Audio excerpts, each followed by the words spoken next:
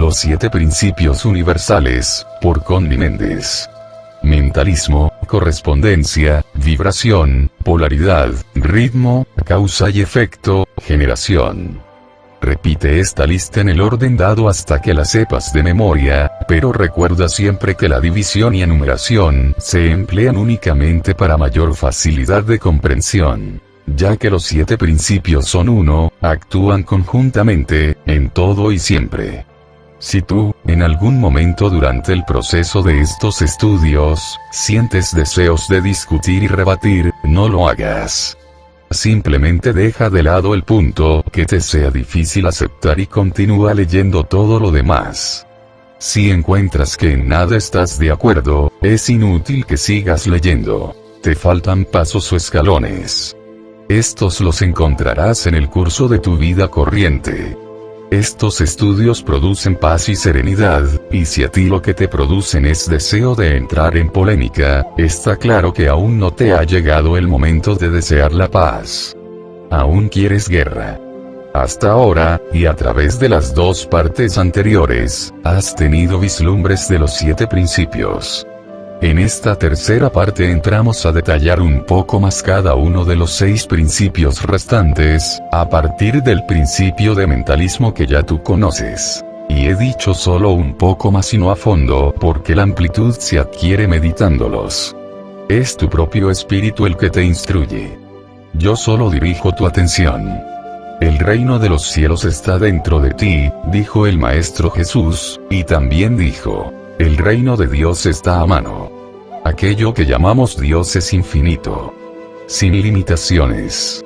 Si decimos que Dios es esto, o que no es aquello, lo estamos definiendo, y por consiguiente limitándolo. Dios no puede ser definido por nosotros. La mente finita no puede contener el infinito. Equivaldría a tratar de introducir el mar en un bote. Ahora, que nada impide llenar y vaciar el mismo bote tantas veces como se desee, o tantas veces como sean necesarias. Así, nosotros estudiamos a Dios por partes. Cada parte nos va dando un poco más de comprensión, al tiempo que vamos mejorando en calidad, ya que cuanto más se contempla el bien, tanto más mejora el ser. Al analizar esta última de las 7 partes, el aspecto principio, encontramos que se subdivide también en 7. Es porque consiste en un principio único que tiene 7 caras, ya enumeradas más arriba. Nuestro universo funciona sobre una base séptuple. 7 aspectos de Dios, 7 principios universales, 7 años en cada etapa del hombre, 7 planetas alrededor del Sol, 7 notas musicales, 7 meses de gestación antes que un ser humano pueda sobrevivir al aire, y así sucesivamente. A medida que el hombre se va haciendo consciente, va descubriendo mayores dimensiones en todo.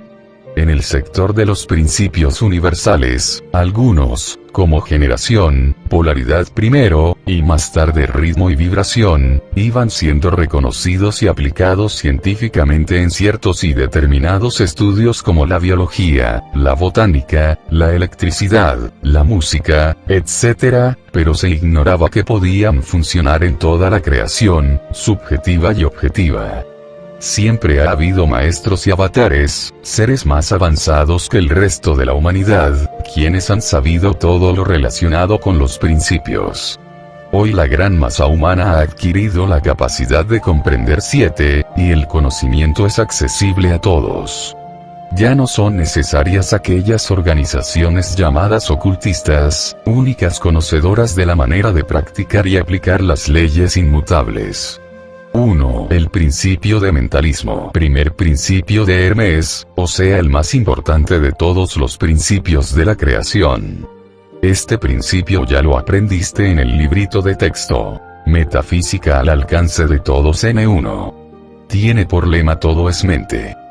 Ya tú sabes que todo es mente y lo has comprobado, y te repito aquí, no aceptes nada que no puedas comprobar.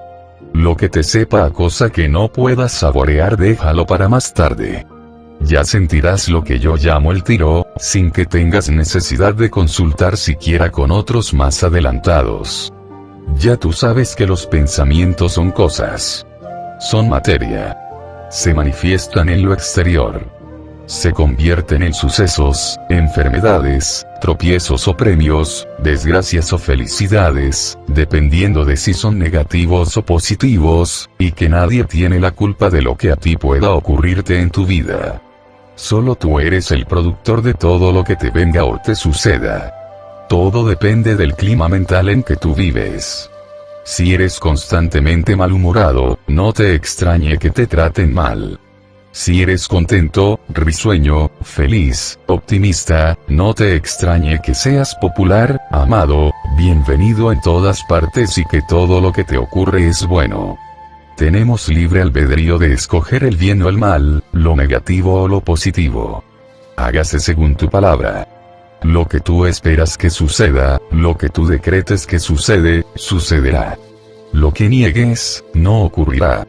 Cuando cambias tu modo de pensar, se transforma la manifestación exterior. San Pablo el apóstol lo expresó: somos transformados por la renovación de nuestras mentes.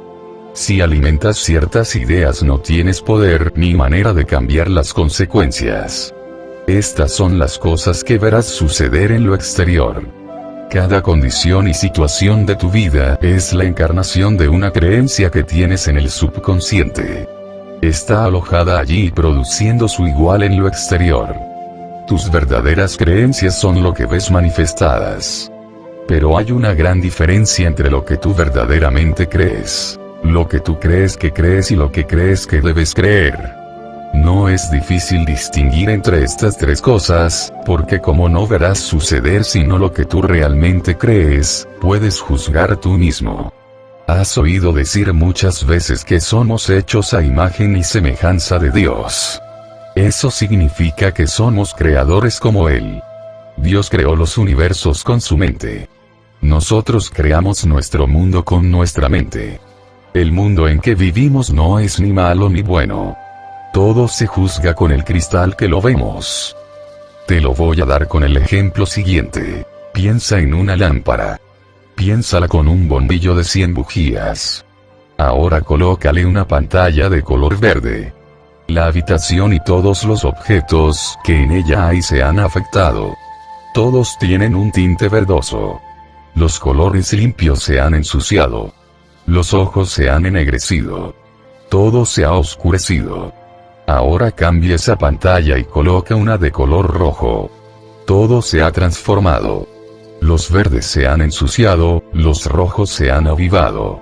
Son los mismos objetos pero vistos con otro par de ojos. Tú sabes que detrás de esa pantalla siempre está el bombillo blanco de 100 bujías. Lo que estás viendo no es mentira. Está allí el color, pero es solo una apariencia. El color verdadero es otro. Tú puedes quitar ese color en el momento que quieras. Exactamente ocurre en tu vida. Cambia tu creencia, cambia la posición mental que estás manteniendo y todo se transformará. ¿Y por qué no se ha sabido antes? ¿Por qué no lo enseñan las religiones ni las sectas, ni otras organizaciones ocultistas? Eso preguntan los discípulos de esta nueva enseñanza. Porque todas las demás organizaciones que buscan la verdad, son los pasos que hemos ido dando en nuestra evolución. Esos pasos han ido apareciendo en la Tierra a medida que los humanos podían soportarlos, comprenderlos, absorberlos. Todas las personas que están adheridas a esas sectas y religiones es porque aún las necesitan. Todas las que están estudiando la nueva enseñanza para la era, ya superaron las demás. Esta instrucción es la de los iluminados e iniciados. Es la que estudiaban los sabios astrólogos, los llamados magos reyes que visitaron al niño Jesús en Belén, los altos sacerdotes compañeros de Moisés. En fin, lo que instruía Hermes Trismegisto, lo cual jamás ha estado oculto, sino para las mentes que aún no podían asimilarlo.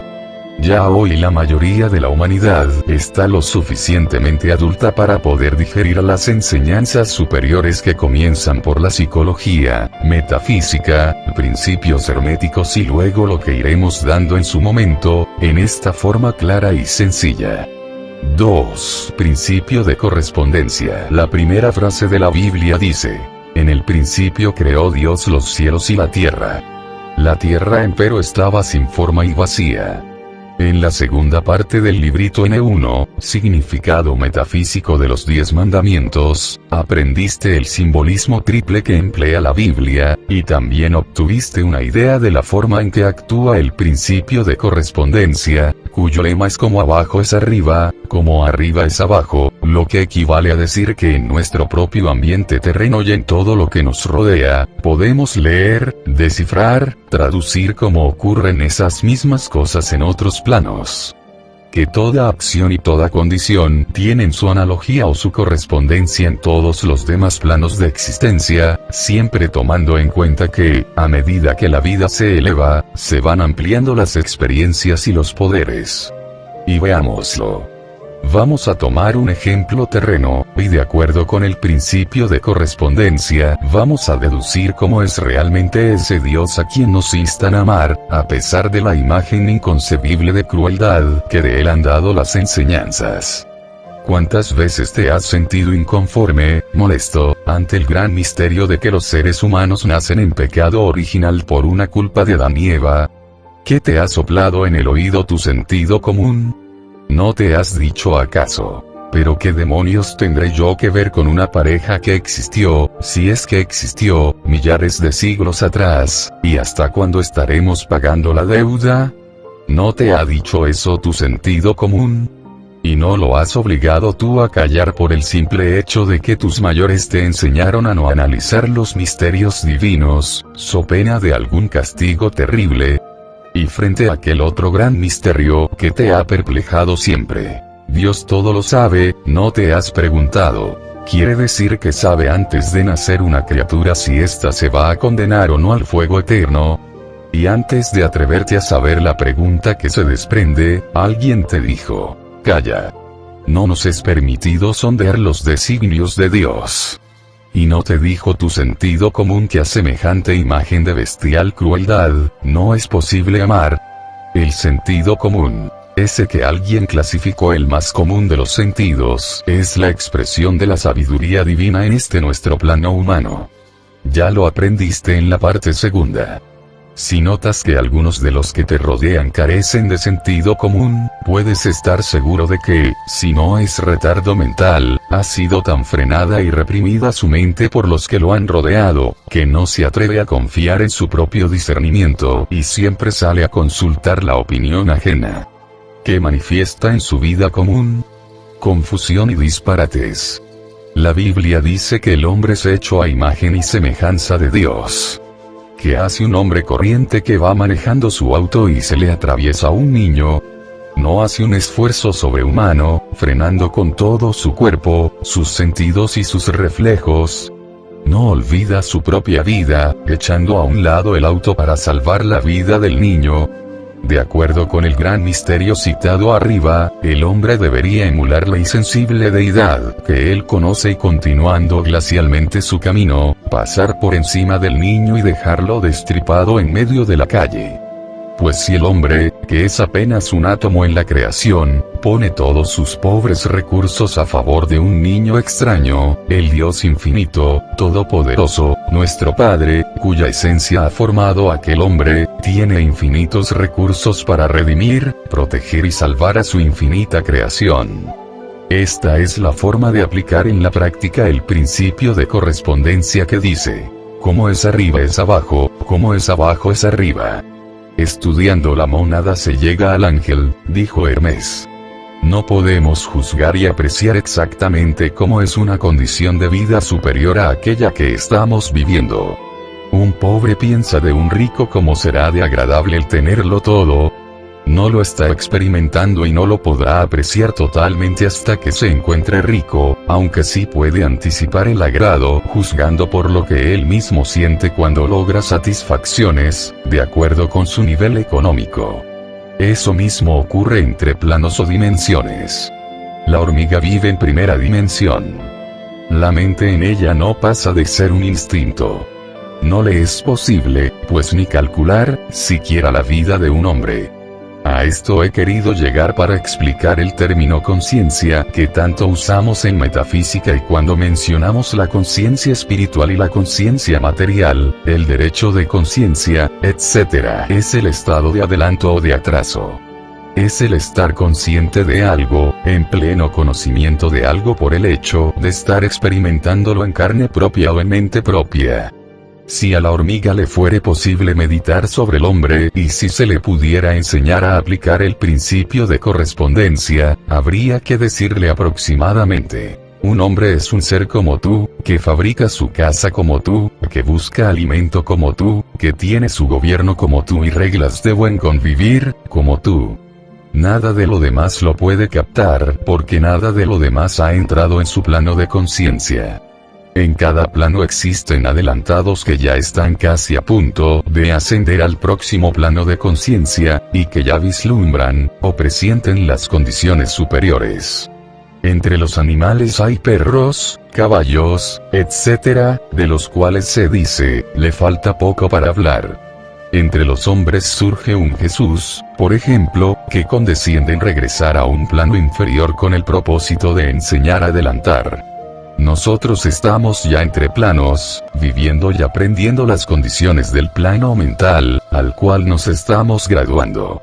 Se dice de nosotros que estamos desarrollando la conciencia espiritual, o sea, que nos estamos haciendo conscientes de cosas insospechadas por la gran mayoría que vive en la conciencia material. Por esto es que la gran mayoría rechaza la idea de que los platillos voladores puedan ser naves espaciales dirigidas por superhombres, que vienen a escrutarnos, tal como nosotros nos detendríamos a escrutar a una pajarita en su nido empollando sus huevecitos.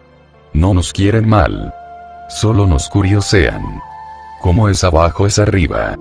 3. El principio de vibración. Este es el tercer principio hermético. Su lema es: todo está en movimiento, todo vibra.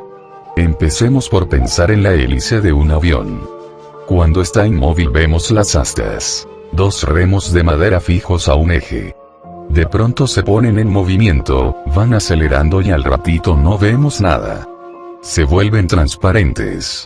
Esto es lo que ocurre con la alta frecuencia. Por esto mismo es que no vemos a los espíritus desencarnados. Ellos viven aquí en medio de nosotros, pero en una frecuencia de vibración diferente a la de nuestros cuerpos de carne y hueso. En cambio, la inmovilidad de una roca, que también se mueve en su propia frecuencia de vibración, es porque su rata vibratoria es excesivamente lenta. El pensamiento positivo vibra a una frecuencia altísima. Sus colores brillantes, claros, luminosos. El pensamiento negativo vibra lentamente y sus colores son opacos.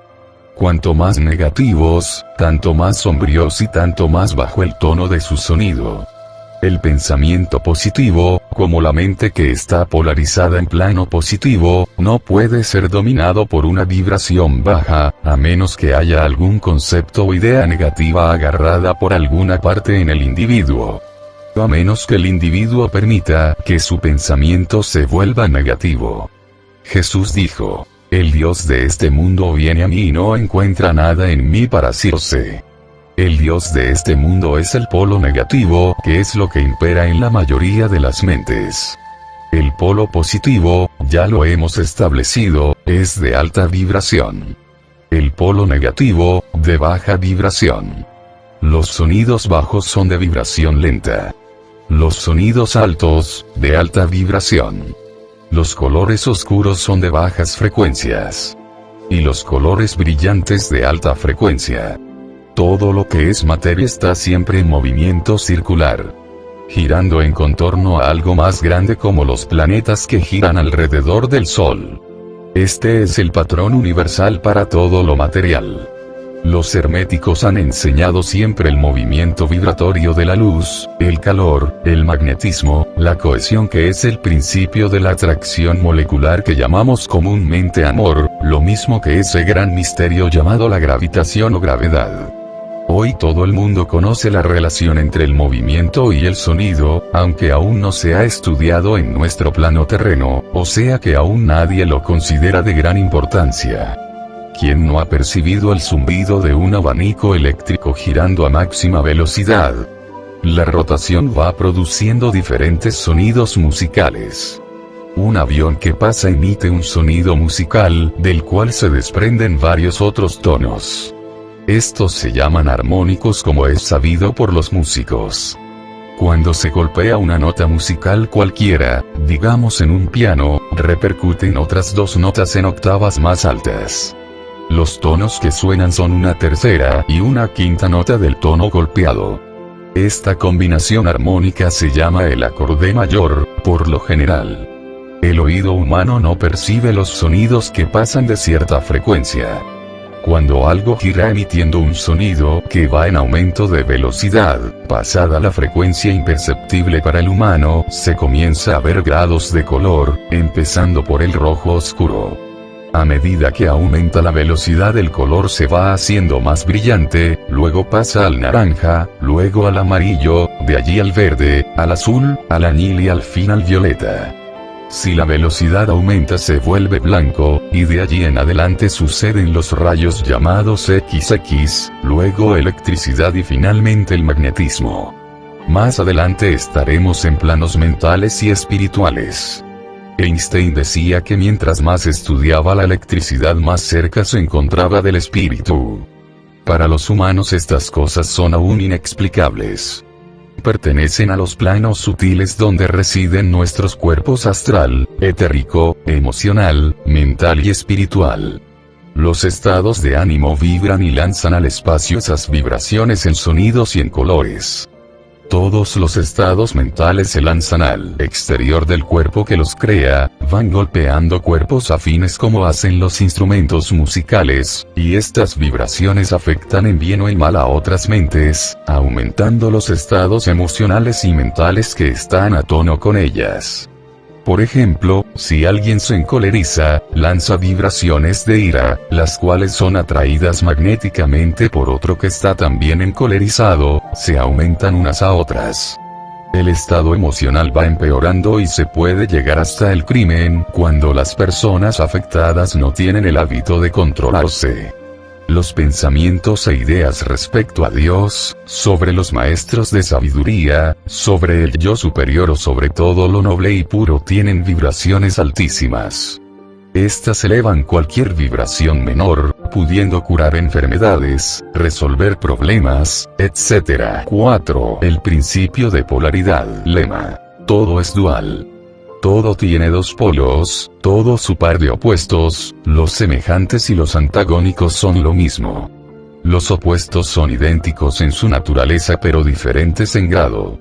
Los extremos se tocan.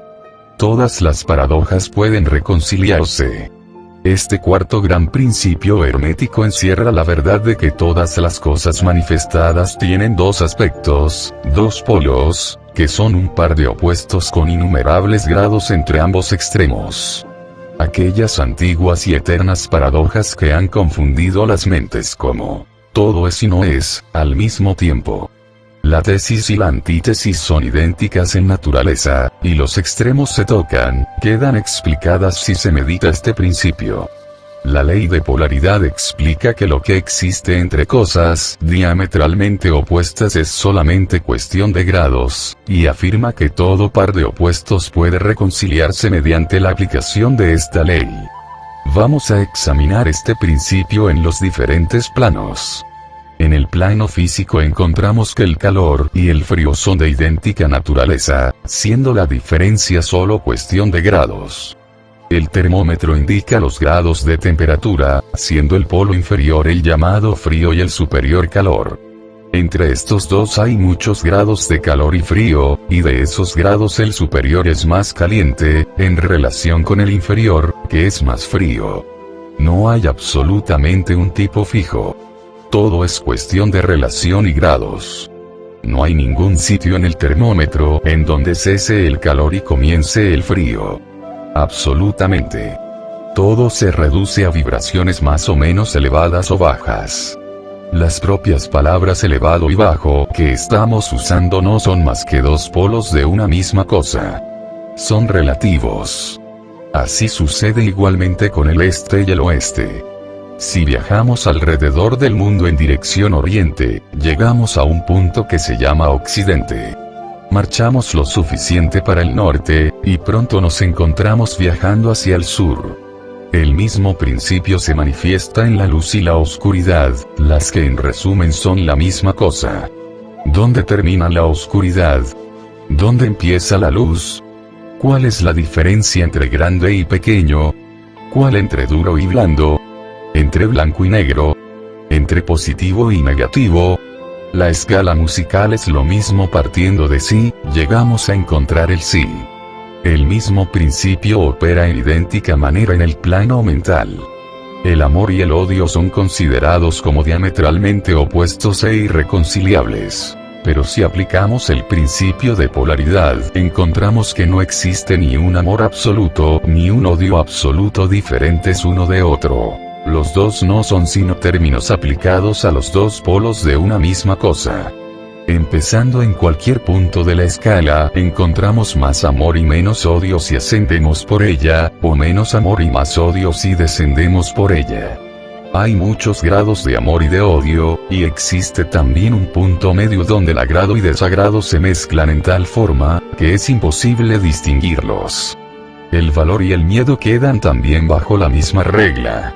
Los pares de opuestos existen en todo. Donde encontramos una cosa encontramos también su opuesto. Esto último es lo que permite transmutar un estado mental en otro, siguiendo las líneas de polaridad. Las cosas diferentes no pueden transmutarse unas a otras, pero sí las de igual clase. Por ejemplo, el amor no puede transmutarse en este u oeste, pero sí puede tornarse en odio, e igualmente el odio, cambiando su polaridad, puede tornarse en amor. El valor puede transmutarse en miedo y viceversa.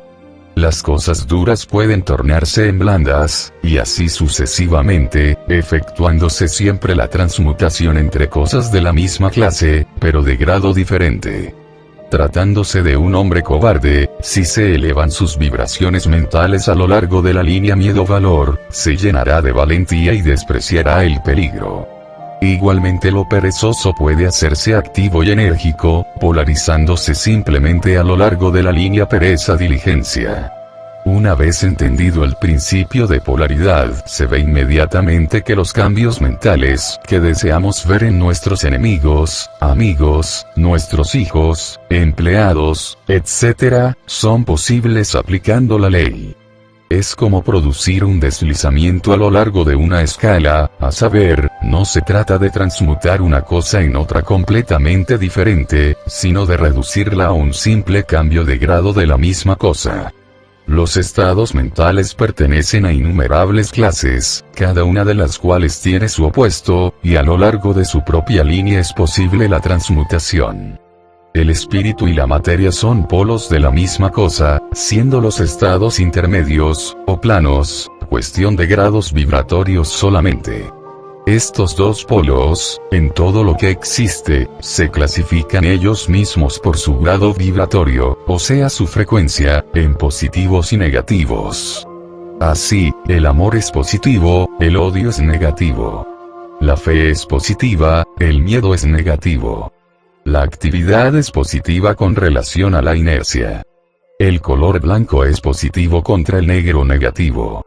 La verdad es positiva, la mentira negativa. La prosperidad es positiva, la carencia negativa. Lo superior es positivo, lo inferior negativo. Debemos recordar que la tendencia de la naturaleza es en dirección a la actividad dominante del polo positivo. Además del cambio de polo de nuestros propios estados mentales mediante el arte de la polarización, el fenómeno de la influencia mental en sus múltiples fases demuestra que el principio puede extenderse hasta abarcar las influencias mentales. Esto es, que los estados mentales pueden producirse por inducción de los demás. Es, pues, posible polarizar un ambiente, una situación. La mayoría de los resultados obtenidos mediante los tratamientos mentales se obtienen aplicando este principio. Nosotros los estudiantes de metafísica, jamás empleamos este principio en otro sentido que el del bien, pues como se verá más adelante, en el principio del ritmo y el de causa y efecto, que son las leyes del boomerang. Lo que hagamos hacia otros se nos devuelve en idéntica forma, tarde o temprano. La práctica de este principio nos permite comprender mejor nuestros propios estados mentales, así como los de los demás, y nos cerciora de que esos estados son puramente cuestión de grados, pudiendo elevar las vibraciones inferiores a voluntad, cambiando la polaridad y haciéndonos dueños de esos grados en lugar de sus esclavos. Esta ley nos permite ayudar a otros inteligentemente, polarizando situaciones. Por ejemplo, ya tú sabes saludar, reconocer y despertar el Cristo en tus semejantes. Es simplemente recordando que el yo superior, el yo soy, la verdad del prójimo es perfección. En el lenguaje de la nueva era se llama el concepto inmaculado. Cuanto más emplees esta práctica, tanto más se te olvidarán los defectos que hayas visto, o que veías, en los demás. Llegará el momento en que no te afectarán en lo más mínimo, porque te sentirás en perfecta seguridad de que ese prójimo y hermano solo está manifestando una mentira que con solo saberlo tú, elevas su rata vibratoria hacia el positivo, su verdad. Las frecuencias vibratorias de un metafísico entrenado, a menudo logran transformar un ambiente en que él penetra, simplemente con su presencia. Solo con la vista de sus ojos, de su sonrisa, de su paz y su alegría polariza los estados mentales. Con unas cuantas palabras positivas transmuta conceptos ajenos negativos imperantes en el ambiente, porque cambia el humor de los presentes, se llenan de esperanza donde antes estaban desesperantes. En este sentido, el poder de Jesús era tan grande que al ver curar a los enfermos a su paso, por eso les decía: no volváis a pecar. El grado de realización que tenga el estudiante, el practicante, al reconocer el concepto inmaculado en los demás, por encima o a pesar de la apariencia que estén manifestando, cura completamente o mejora la condición. Todo depende de su propia fe. Recuerda que fe es conocimiento. El metafísico sabe que la enfermedad es una apariencia producida por una forma mental, creación del individuo. Es ignorancia y credulidad. Sabe que la verdad eterna es vida. Sabe que se está manifestando una enfermedad porque aquel hermano está creyendo en realidad de la forma mental que él ha creado. El Evangelio dice que está embrujado por su propia creación. Vamos a decir que es creencia en la permanencia de su propia creación que está viviendo. De acuerdo con el principio que estamos estudiando, sabemos ya que es posible polarizar, transmutar la creación propia, deslizando la mente hacia arriba, por la línea del positivo, pensando salud y vida. La vida es vida, no puede convertirse en muerte. Se puede pensar en muerte y producirla, pero al pensar en vida se transmuta la muerte en vida. La vida es indestructible. Está previsto que ella misma, si las mentes humanas no le cierran el paso con sus falsas creencias, falsas pero que nadie se inmiscuya en el libre albedrío, que le permite a las mentes humanas creer lo que ellas quieran creer. Contra lo que tú escojas no puede nadie sino tú mismo. Si prefieres situarte en el polo negativo, tendrás todo lo que a él pertenece. Si prefieres el polo positivo, tendrás todo lo que a él pertenece. Al polo positivo pertenece la sonrisa, al negativo pertenece el ceño fruncido. Si quieres cambiar de polo en plena manifestación negativa, sonríe, declara el bien presente en la manifestación, bendícelo y agrega: y lo quiero ver. Eso es todo. Verás transmutarse lo negro en blanco, lo triste en alegre, el mal en bien. Pruébalo. Polariza todas las situaciones que se te presenten, todos los ambientes donde penetres, todos los seres que hablan contigo y los oirás exclamar: pero qué bien me siento. Polariza a tus hijos, tus amigos, tus empleados, tus alumnos, y así serás lo que llamó Jesús la sal de la tierra. Lo no deseable se transforma cambiando su polaridad. Si tú mismo no sabes hacerlo rápidamente, hazlo de grado en grado, de condición en condición, de polo en polo, de vibración en vibración. Primero hay que adquirir el arte de cambiar la propia polaridad para luego poder cambiar la ajena. Así como puedes transformar la polaridad de los demás, trayendo el bien contigo, así también se puede llevar el negativo a donde uno vaya. Esos son los llamados pavosos. Estos están siempre polarizados en polo negativo y lo llevan a todas partes. Para dominar el arte de polarizar hay que practicarlo, como todo lo que se desea dominar. El principio de polaridad es la verdad. Los resultados dependen de la práctica que haga el estudiante. 5. Ley del ritmo. Todo fluye y refluye, todo tiene sus periodos de avance y retroceso, todo asciende y desciende, todo se mueve como un péndulo, la medida de su movimiento hacia la derecha es la misma que la de su movimiento hacia la izquierda. El ritmo es la compensación. Este principio encierra la verdad de que todo se manifiesta en un determinado movimiento de ida y vuelta. En todo se manifiesta una oscilación media, un flujo y un reflujo, un movimiento semejante al del péndulo de uno a otro polo, según el principio de polaridad, con el cual el ritmo está estrechamente relacionado. El ritmo se manifiesta entre los dos polos de todo. Esto no significa que la oscilación rítmica vaya hasta los extremos de cada polo, pues esto sucede muy rara vez. Es muy difícil establecer los opuestos polares extremos en la mayoría de los casos. Pero la oscilación se efectúa hacia un polo primero y después hacia el otro polo. Siempre hay una oscilación, un avance y un retroceso, una elevación y una caída manifestándose en todas las cosas y fenómenos del universo. Esta ley rige para todo. Soles, mundos, mentes, energía, espíritu, materia, animales, vegetales, etc. Lo vemos en la historia de la vida en todas las cosas, en la elevación y caída de las naciones, es decir, que en todos los planos este principio está en función. En el plano espiritual, por ejemplo, siempre hay una emanación seguida de una absorción. Nosotros emanados de Dios nacemos, descendemos a conciencia material, y luego morimos, somos absorbidos a conciencia espiritual. Este es nuestro gran ritmo. Es una evolución rítmica ascendente, en nuestro nacer y morir. Es la respiración y la aspiración de Brahma, según dicen los brahmines. Los universos se crean, alcanzan el punto más bajo de materialidad y entonces comienza la oscilación de vuelta. Los soles nacen, llegan a la cumbre de su poder, y empieza el proceso de retrogresión, y después de eones 50 se convierten en grandes masas de material inerte, esperando otro impulso que los lleve a otro nuevo ciclo de vida solar. Estos son los grandes ritmos, pero el principio lo vemos en todo. Así en los grandes movimientos filosóficos, creados de cualquier clase, gobiernos, políticos de turno, nacen, crecen, llegan a la madurez, decaen, mueren, solo para renacer de nuevo.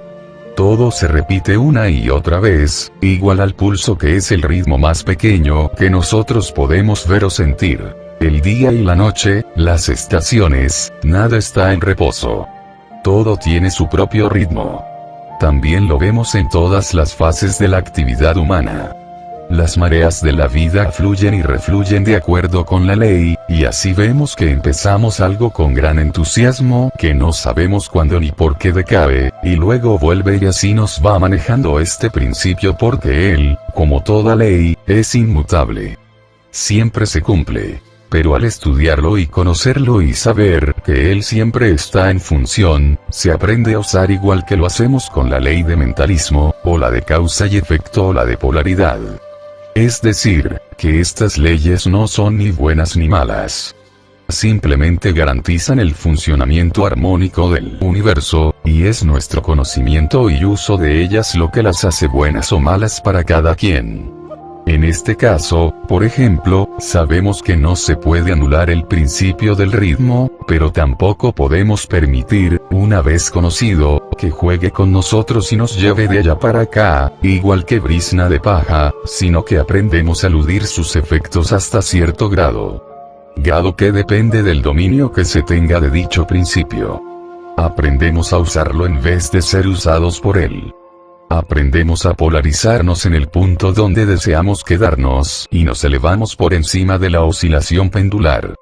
Todo el que ha adquirido cierto grado de dominio sobre sí mismo ejecuta esto hasta cierto punto, consciente o inconsciente. El maestro lo efectúa conscientemente, y por el dominio de la ley alcanza un grado de equilibrio, estabilidad y firmeza mental casi imposibles de concebir por la mayoría que va y viene en un continuo movimiento ondulatorio, siempre impulsada por su propio ritmo. Sabemos que hay dos planos de manifestaciones de los fenómenos mentales, o sea, dos planos de conciencia, uno superior y otro inferior. Entonces si nos elevamos al plano superior, escapamos a la oscilación pendular y solo se manifiesta en el plano inferior. En otras palabras, la oscilación del péndulo se produce en el plano inconsciente y nuestra conciencia no queda por lo tanto afectada. A esto lo llamamos neutralización.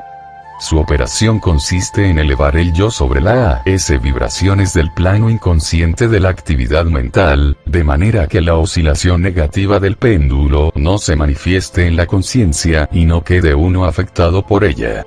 Es lo mismo que levantarse por encima de una cosa y permitir que pase por debajo. El que conoce y practica la ley se polariza a sí mismo en el polo requerido y por un procedimiento semejante a rehusar o negar participar en la oscilación retrógrada, permanece en su posición y permite al péndulo oscilar hacia atrás en el plano inconsciente. 6. La ley de causa y efecto. La mente es un motor. Los pensamientos son fuerza o energía que genera la mente. Esta energía sale de nuestra mente en vibraciones, en ondas que, por obra y gracia de la ley del ritmo regresa a nosotros trayéndonos el futuro que hemos recogido. Acabo de decirles que el futuro es análogo a lo que hemos sembrado. Es decir, que si haces un bien a alguien, o si hablas bien de alguien, esas palabras o ese acto bueno salen vibraciones de color. Ese color atrae vibraciones de su mismo color y te regresan aumentando el bien que hiciste. Te ocurren cosas bellas, cosas milagrosas y dices, ¡qué casualidad! Mira lo que sucedió hoy por la mañana, ¡qué maravilla! No existen casualidades. No pueden existir porque no existe la ley de la casualidad. No hay sino leyes exactas llamadas principios, porque son inmutables. El principio de polaridad fija lo que haces y dices en uno de los dos polos, positivo o negativo. Es decir, que lo que piensas, dices o haces, es positivo o negativo. No existe un tercer polo. Si piensas o hablas mal de alguien, es negativo. Lo has sembrado en polo negativo, sale de color gris o negro, dependiendo de la cantidad de maldad que contiene, recoge en su camino cantidad de energía del mismo color y te regresa aumentando en fuerza.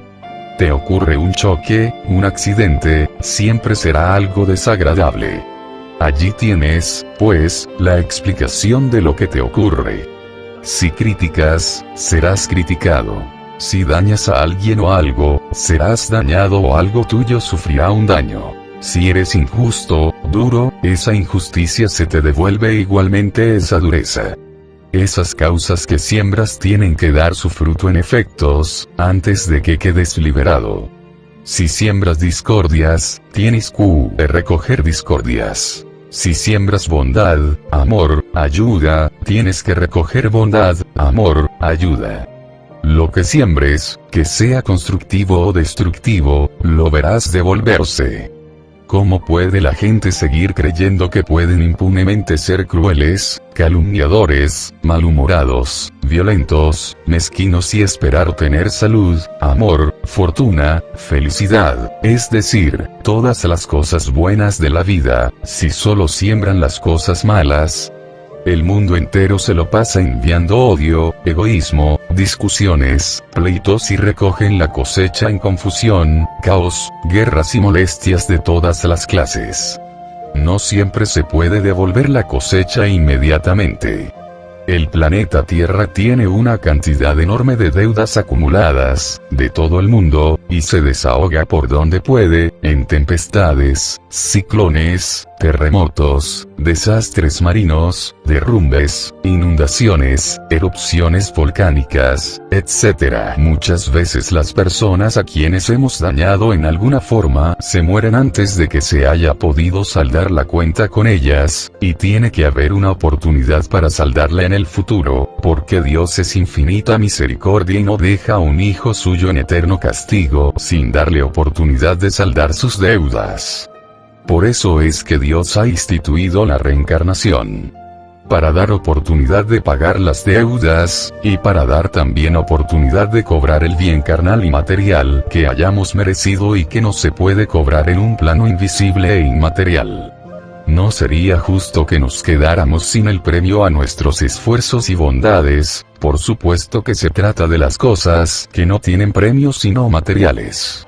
No se puede quedar uno allá eternamente si se tiene cosas pendientes aquí. Y se debe recordar que el lema de estos estudios es conservo mi mente amplia. Ustedes oyen, meditan y resuelven creer lo que les parece justo, lógico, razonable, de sentido común. Lo que no pueden tragar, aceptar, déjenlo para más adelante. Algunas cosas son tan nuevas para ustedes que se les hará difícil aceptarlas de repente, por eso les recomiendo que lo piensen con la mente amplia, abierta, sin cerrarle la puerta de inmediato. Les advierto desde ahora, que las células del cerebro se van despertando poco a poco. Si una recibe una idea nueva, hay células dormidas que aún no han vibrado y que esta nueva idea las despierta. Cuando te acabas de despertar no sabes aún muy bien lo que se te está diciendo. Al cabo de un rato, después de haberte duchado o desayunado, entonces puedes absorber lo que se dice, ¿verdad? Recuerdan, pues, la ley de correspondencia, como es arriba es abajo. Lo mismo ocurre con las células que se acaban de despertar. La ley es igual para todo. Ya ustedes comienzan a ver que aquello tan raro y tan misterioso que llaman la reencarnación, tiene su razón de ser, basado en la armonía y en la misericordia divina, y que no es una cosa estrafalaria y loca. Hay que conservar la mente amplia porque todo tiene una explicación. La reencarnación es una verdad y es la única explicación lógica de la aparente injusticia que ves. Cuando observas personas espléndidas, constructivas, pasando situaciones difíciles, mientras que otras llamadas malas parecen estar gozando de todas las cosas buenas de la vida, puedes estar seguro de que no hay ningún error ni injusticia. ¿Crees en Dios? ¿Crees que es bueno o justo? Entonces, ¿cómo vas a creer que es injusto? Pues cada uno está encontrándose con efectos de causas previas que ha ocasionado alguna vez, en alguna parte en el pasado y de lo cual no tiene recuerdo. Si estas personas que tienen deudas kármicas desean en su interior hacer servicio a los otros individuos, para balancear, equilibrar y borrar los malos sentimientos, oigan bien, quedan libres de esa deuda.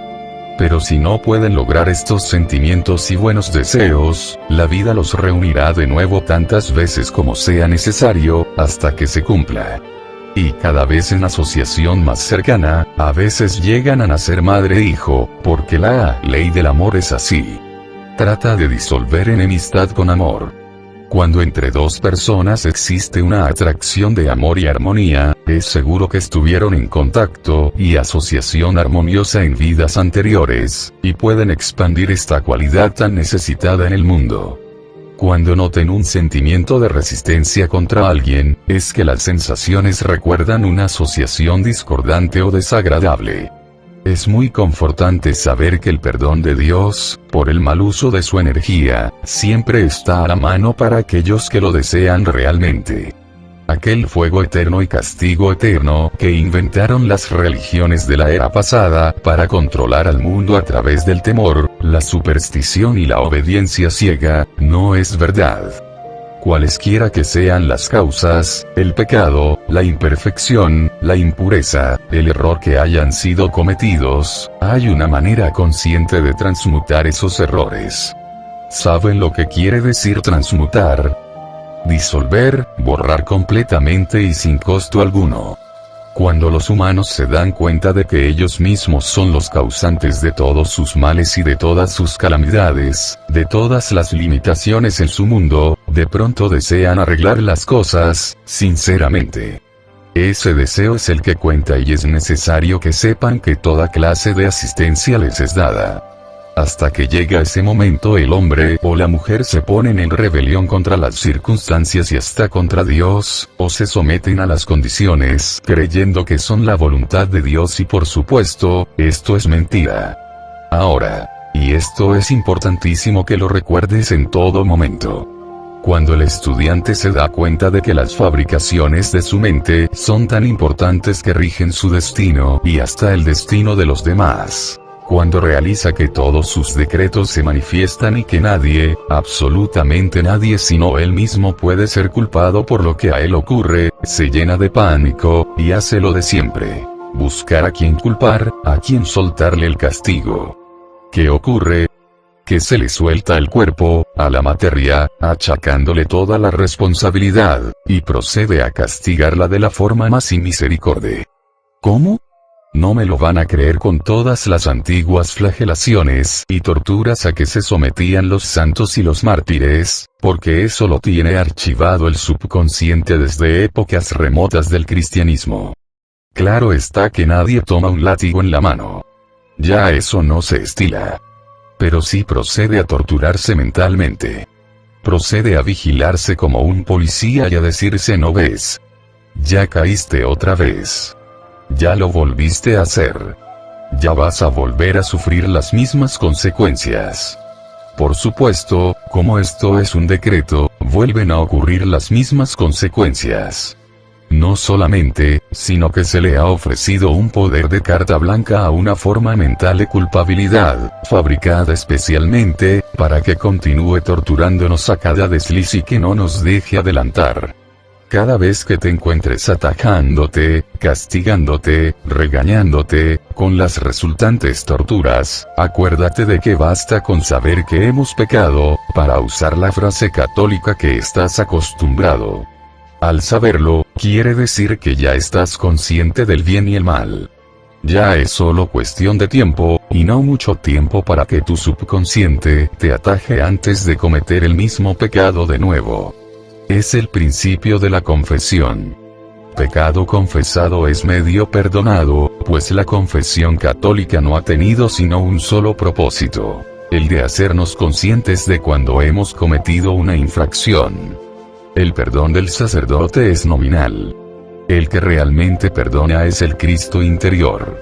El que nos dirige es Él. El que nos va guiando y enseñando es también Él. Todo lo que tienes que hacer es decirte y repetirte mentalmente: mi yo superior, que es el Cristo perfecto en mí, es el encargado de irme conduciendo sin torturas hasta mi ascensión. Y una vez que hayas realizado, meditado y comprendido esto, ya no vuelvas a pecar voluntariamente, y se te abren las primeras puertas del cielo, ya que todo esto comprueba que has puesto toda tu buena voluntad, y el Maestro más grande de todos los tiempos, Jesús, lo dijo: paz en la tierra a los hombres de buena voluntad. 7. El principio de generación. El lema de este principio es: todo tiene su principio masculino y femenino. Como todos los otros anteriores, este principio está siempre en acción. Nada puede existir sin el principio de generación, o sea, sin su padre y su madre. Todo, absolutamente todo, tiene padre y madre, o su base femenina y su base masculina. No es, como comúnmente se cree, que la base sea el sexo. Esta palabra sexo no se aplica sino a las diferencias físicas que existen entre el macho y la hembra, en una pequeñísima tajada, o sector, del plano físico. Piénsenlo y recuérdenlo. Sexo es la diferencia que existe exteriormente entre el macho y la hembra en el gran plano físico. O sea, que el sexo no es principio de generación. Es simplemente la presencia del masculino y el femenino en toda creación. ¿Comprendes bien? En ese sector del plano físico, el principio se reconoce, se manifiesta o se deja ver, por la diferencia de los sexos. En los planos más elevados, el principio toma formas elevadas, pero cada ser contiene en sí mismo los dos elementos del principio. El mundo ha atravesado miles de conjeturas sobre la verdad, que luego se convierte en teorías, enseñanzas, sectas, organizaciones, cultos, religiones. Todo lo que oigas decir de sectas que practican enseñanzas perniciosas no es otra cosa que una prostitución del gran principio natural de generación. Todo eso es anticuado, caído en desuso. La verdad es siempre sencilla y natural. Para el puro, todas las cosas son puras. Para el ruin, todo es ruin. La palabra género significa crear, concebir, producir. En tanto que la palabra sexo se limita a la vida orgánica. La ciencia no ha aceptado todavía este principio como una cosa universal, ni lo podrá concebir siquiera porque la ciencia está situada en el campo opuesto. El que está montado sobre un caballo no le ve las patas que lo hacen marchar. Hasta que no se baje y se sitúe objetivamente no podrá ver marchar a esas patas. Así, la ciencia, como la religión, no sabe que el uno es representativo del padre y que la otra es representativa de la madre. La ciencia es la prueba de que existe el padre, o sea la inteligencia. La religión es la prueba de que existe la madre, o sea, el amor. Dios es amor e inteligencia, madre y padre, negativo y positivo. Estos son los dos aspectos del Creador. Es absurdo y ridículo que la ciencia y la religión continúen en plan de enemigos, el padre contra la madre y viceversa. La ciencia se burla de la religión y esta censura, critica y vitupera a la ciencia. En esta era de oro, era de Saint-Germain, se están descubriendo la una a la otra, sin darse cuenta exacta aún. La metafísica reúne y explica esta verdad. Nuestro gran maestro Emmett Fox llamó a esta enseñanza la oración científica. Hay que hacer una aclaratoria muy importante y es que una cosa es la religión y otra es la iglesia, y que la mayoría de los humanos no conoce la diferencia y confunden una cosa con la otra. Algunas veces nombrando a la religión y otras veces a la iglesia como si los dos términos fueran uno. La religión es el conjunto de verdades basadas en el amor universal, en la caridad, en los sentimientos filiales y fraternales, en la práctica que encierra el amaos los unos a los otros y en el de amar a Dios sobre todas las cosas y al prójimo como a ti mismo.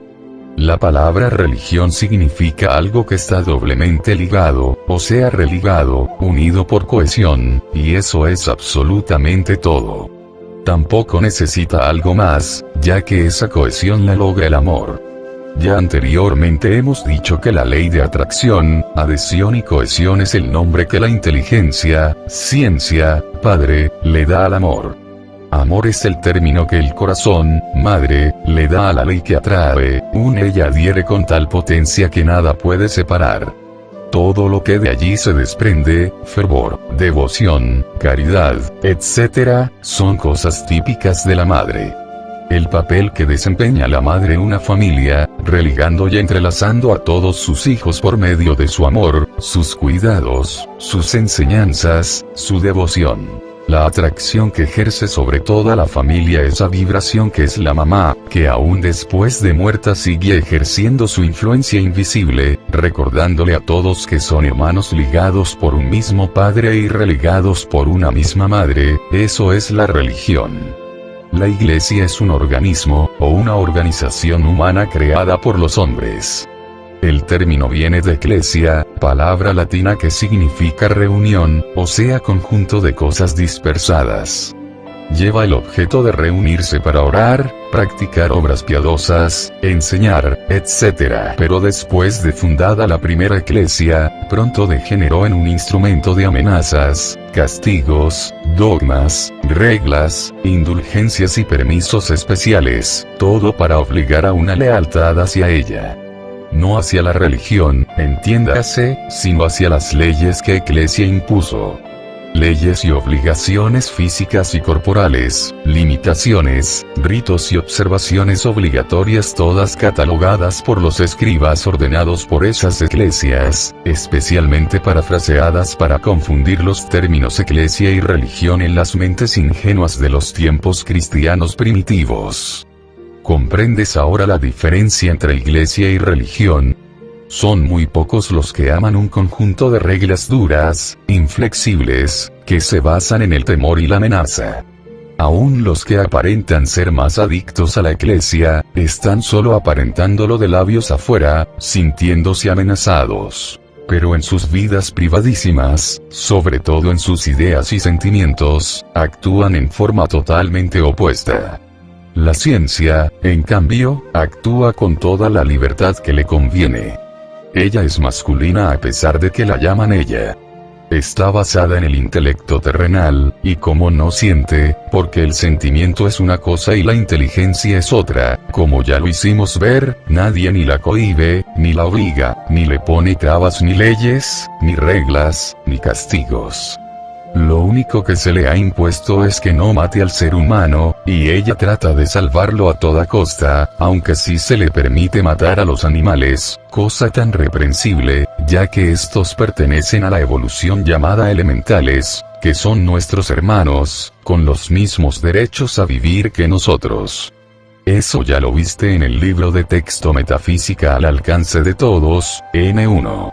La ciencia, desprovista de sentimiento, ha tasajeado cuerpos en busca de eso que ella oye nombrar el alma, y no encontrándola en la materia de carne y hueso, niega su existencia y se va de bruces negando la existencia de Dios. El alma, en términos generales, es el conjunto de cuerpos o vehículos inferiores, sutiles, en los cuales radican los sentidos, los sentimientos, las emociones, y demás. Está a decir que si se trabaja en un cuerpo muerto, del cual se ha separado el alma, no es posible encontrar huellas de ese sentimiento ni esos sentidos llamados el alma. Lo que imparte goce o sufrimiento al cuerpo es el alma. Cuando el cuerpo está vivo, el cirujano lo duerme para que no sufra, pero él ignora que lo que sufre es el alma. Sin embargo, ya la ciencia está descubriendo cosas que la hacen pensar.